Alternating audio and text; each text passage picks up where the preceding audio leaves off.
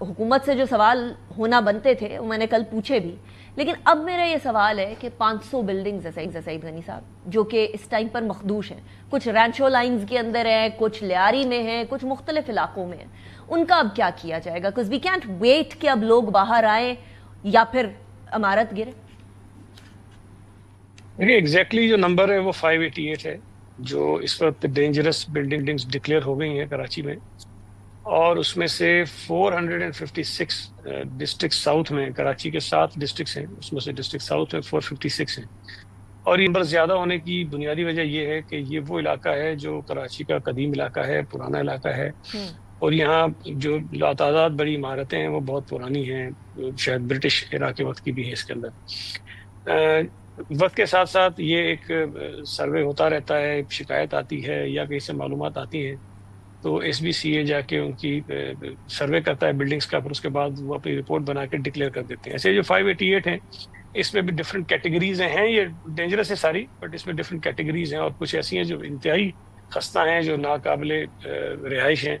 اور ان کو 12 مرتبہ نوٹسز بھی دی جاتے ہیں اور خالی کروائی بھی گئی ہیں. یہ میں آپ بتا دوں کہ پچھلے 2-3 مہینوں میں کوئی 16 بلڈنگز ایسی تھیں جو ویکیٹ کرا لی گئی ہیں، جہاں سے لوگوں کو نکال دیا گیا ہے. لیکن اب بھی کچھ عمارتیں ایسی ہیں جہاں پہ لوگ ابھی نہیں نکلے، جن میں سے ایک یہ بھی شامل ہے. اچھا ہمارے لیے جی پلیز آپ کچھ کہہ رہے ہیں. Please continue. اچھا ہمارے لیے بعض اوقات بڑا ایک ایشو یہ بن جاتا ہے کہ اگر ہم فورسفلی یا کوئی طاقت کے ذریعے، جبر کے ذریعے لا انفورسمنٹ ایجنسیز کو استعمال کر کے خالی کرائیں تو پھر وہ جو فوٹیجز اور ویڈیوز آتی ہیں وہ شاید ہمیں زیادہ تنقید کا نشانہ اس میں بننا پڑ جاتا ہے کہ ہم لوگوں کو زبردستی، بچوں کو، خواتین کو، بوڑھوں کو جو ہے وہ گھروں سے نکال رہے ہیں. لیکن اب چونکہ میں نے کل پریس کانفرنس میں بھی کہا تھا کہ میرا خیال ہے کہ ہمیں اس تنقید کی پرواہ کیے بغیر لوگوں کی جان بچانے کے لیے اگر ہمیں انہیں بے گھر کرنا پڑے تو ہمیں کر دینا چاہیے. سعید غنی صاحب اس کے آلٹرنیٹیوز ہو سکتے ہیں، I'm sorry I'm cutting short، لیکن اس کے آلٹرنیٹیوز ہو سکتے ہیں. آپ کی عوام میں مقبولیت لوگوں کی جان سے زیادہ تو ضروری نہیں ہے. اگر لوگوں کو یہ ریئلائز ہوگا کہ آپ ان کی جان کے لیے کر رہے ہیں اور کل کو اس طرح سے بلڈنگ گر جاتی ہے جو کہ ہمارے سامنے ہوا کل، تو ultimately people will also understand. لیکن اگر آپ ان کو آلٹرنیٹیو دے دیتے ہیں کہ 2 مہینے، 3 مہینے، 4 مہینے کے لیے کوئی رہائش کی جگہ دے دیں جہاں تک جس ٹائم تک وہ لوگ گھر ڈھونڈ لیں، تو یہ بھی آسانی ہو جائے گی. کیا ایسا کچھ نہیں ہو سکتا؟ دیکھیں یہ میں آپ کو بتا دوں کہ ہماری جو پچھلی گورنمنٹ تھی اس میں جو چیف سیکرٹری صاحب اس وقت تھے ان کے وقت میں کچھ اس میں میٹنگز ہوئیں اور اس میں کچھ پروگریس ہوئی تھی، اور اس کا بیسک پرپس بھی یہ تھا کہ یہ جو 500 سے پلس بلڈنگز ہیں ان کو اگر ہم خالی کرائیں گے تو ان کے مکینوں کو ہم کس طرح سے کمپنسیٹ کریں اور ریلوکیٹ کس طرح سے کیا جائے گا. چونکہ اس میں نا کچھ لیگل کمپلیکیشنز بھی ہیں. مجھے نہیں پتا باقی پاکستان کے شہروں میں کیا ہے، لیکن یہاں کراچی میں جو خاص طور پہ پرانی عمارتیں ہیں وہاں پر ایک پگڑی کا نظام بھی چلتا رہا ہے. وہاں کوئی ایک بلڈر جو ہے وہ بلڈنگ بناتا تھا، پھر وہ پگڑی میں مطلب اچھی خاصی رقم وہ لیتا تھا، پھر وہ نامنل سا اس کا رینٹ ہوتا تھا اور وہ رینٹ پے کرتے رہتے ہیں. آج تک بھی بڑا نامنل رینٹ ہے. اور کچھ ایسے ہیں جو آج کل جو ٹیننسی کا جو قانون ہے اس کے مطابق ہوتا ہے کہ وہ نارمل جو رینٹ ہوتا ہے اس کے حساب سے وہ پے کر رہے ہوتے ہیں. تو ایک ہی عمارت میں مختلف کیسز آپ کو مل سکتے ہیں کہ کوئی پگڑی کا سسٹم پہ ہوگا، کوئی جو ہے انہوں نے رینٹ پہ دیا ہوگا، کچھ ایسے ہوں گے جو انہوں نے فروخت کر دیے ہوں گے.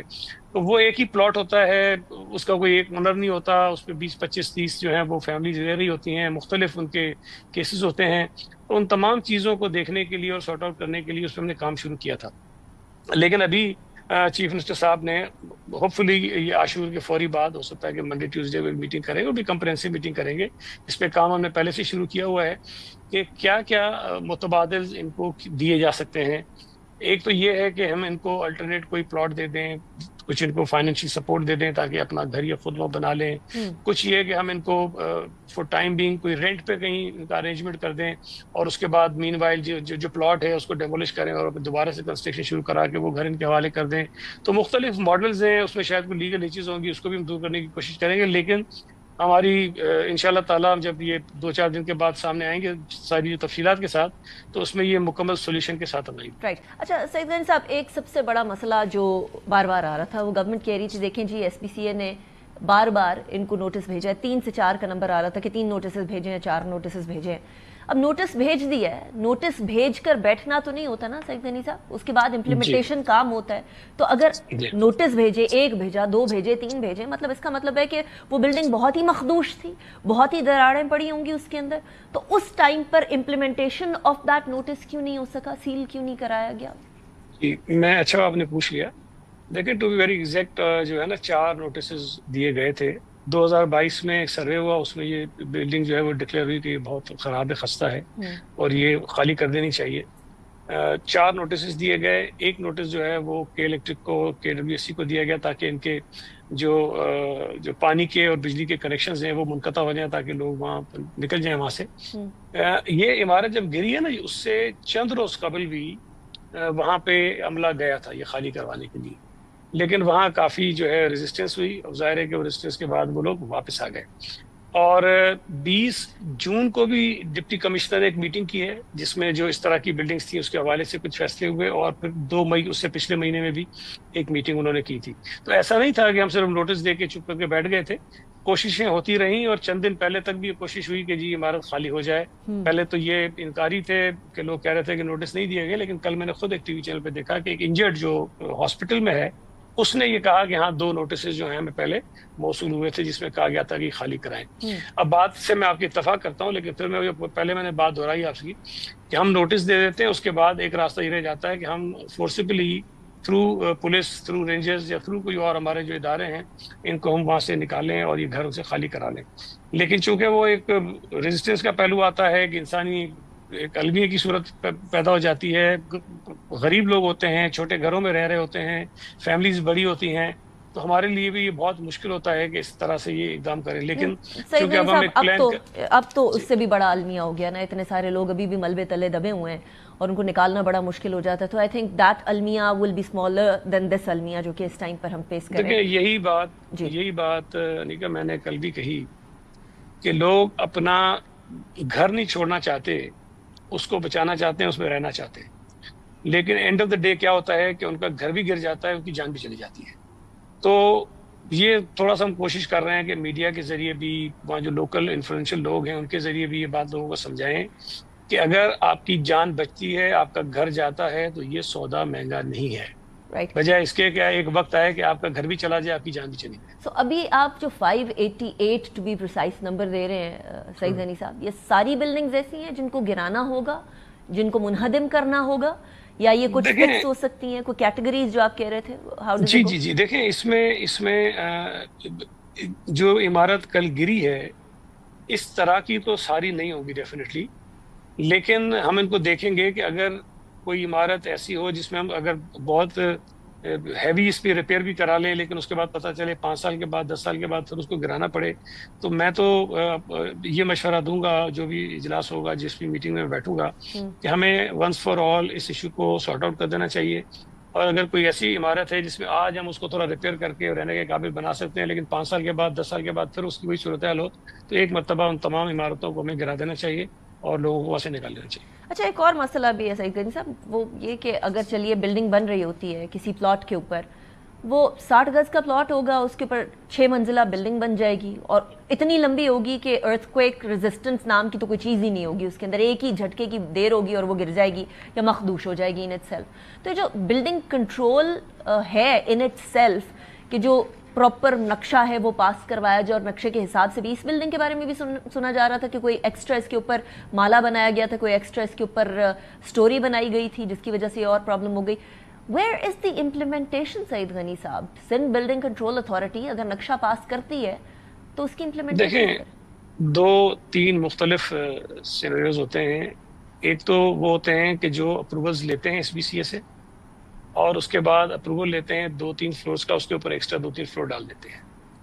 ایک وہ ہوتے ہیں جہاں بالکل ہی وہ زحمتی گوارا نہیں کرتے, وہ ادارے کے پاس جاتے نہیں ہیں اور خود ہی, چونکہ وہ بڑے ڈینسلی پاپولیٹڈ علاقے ہوتے ہیں, وہاں وہ عمارت شروع ہو جاتی ہے بغیر کسی اپروول کے, وہ بنانا شروع کر دیتے ہیں. اچھا, وہ چونکہ ہمارے ڈپارٹمنٹ کے ریکارڈ میں بھی نہیں ہوتی کہ وہاں کوئی اس قسم کا پلاٹ ہے, وہاں تعمیرات ہو رہی ہیں,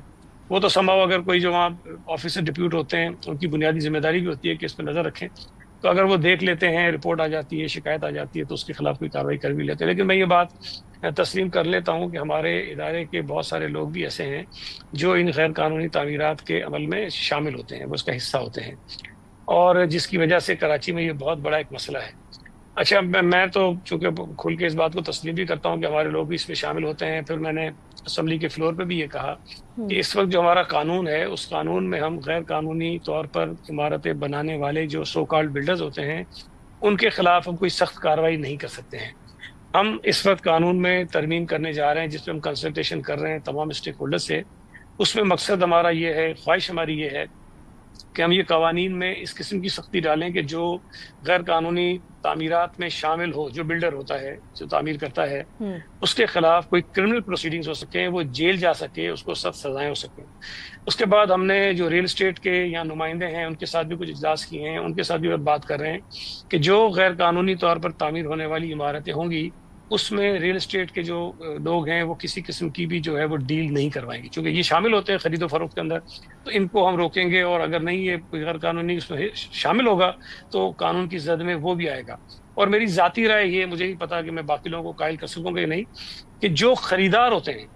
غیر قانونی طور پر تعمیر ہونے والی عمارتوں میں، جو شہری خریداری کریں گے، ہم ان پر بھی کوئی سختی رکھیں، کوئی جرمانہ رکھیں، کوئی سزا رکھیں، تاکہ ان کو ہم روکیں کہ وہ نہ خریدیں۔ مقصد ہمارا یہ ہے، پھر کوئی آفیشیل سورس بھی ہونا چاہیے نا سعید غنی صاحب، کہ لوگوں کو پتا ہو کہ یہ قانونی اور یہ غیر قانونی ہے، تو اس کو کمپیوٹرائز کر دیں۔ ہمارے سامنے نسلہ ٹاور والا ایشو بھی تھا نا سعید غنی صاحب، وہاں بھی لوگوں نے کری۔ نہیں، نسلہ غیر قانونی نہیں تھا، لیکن پھر اس کے بعد پھر نسلہ ٹاور ایک ڈیفرنٹ کیس ہے۔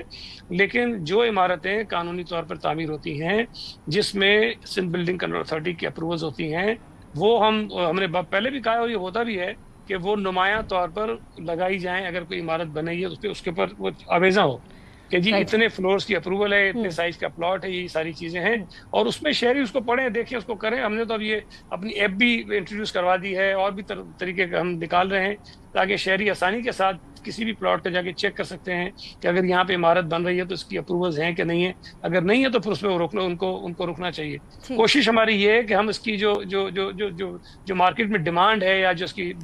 جو کلائنٹس ہیں، جو کسٹمرز ہیں، ان کو ہم کم کریں، تاکہ یہ بنانے والے جو ختم ہو جائیں۔